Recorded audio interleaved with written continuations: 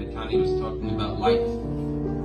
And it's not by accident that Yutas Kislev is always a week away from Chanukah. And there's a common theme between Chanukah and Yutas Kislev, because we all know that Chanukah is the one holiday that we're instructed to publicize the miracle. Pursuing this, so that we don't just light the menorah inside our homes for ourselves, but we put it in the window or in the public space to illuminate the street, to illuminate the public square, to transform the world around us. It's very unique about Chanukah. You know, on Pesach you don't hang a matzah in your window, and on Rosh Hashanah you don't hang a shofar in your window.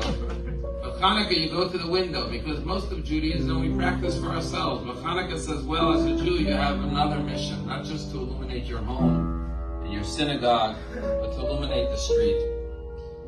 And really that's what Yutas Kislev is all about. One of the questions that was posed, I'm sure tonight, was a lot of people challenged the movement of Chassidut and said, the Jewish people have been just fine for 3,000 years without Chassidut. What is this new innovation?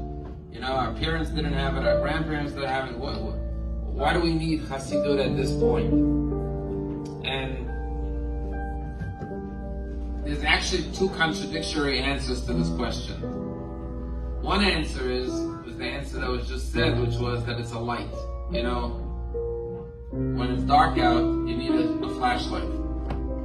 The world is getting darker. As we go further into the exile, the world gets darker. We need more light to illuminate the darkness. The previous Lubavitcher Rebbe, his name was Rabbi Scheiner, was once sitting in a lobby of a hotel with some other rabbis, and they asked him this question: why do you need Chassidut? It was a beautiful lobby of a beautiful hotel. It was somewhere in Berlin.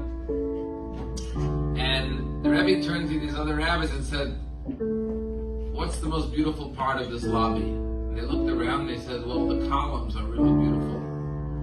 And then the previous Rebbe, thank you, took a lantern from one of the tables and it went over to the columns, and he showed them that there was beautiful artwork etched into the columns. But before he brought the lantern close to the columns, it wasn't visible, it wasn't noticeable, it went undetected. But the minute he brought the light close to the columns, they saw the beautiful artwork on the columns. And the Frierdiker Rebbe said to these other rabbis, he said, Chassidus didn't invent anything new in Judaism, it didn't add anything. All it did was put a light on it. So when people think about Chassidut, what do they think? Very happy, right? Always dancing, always joyous.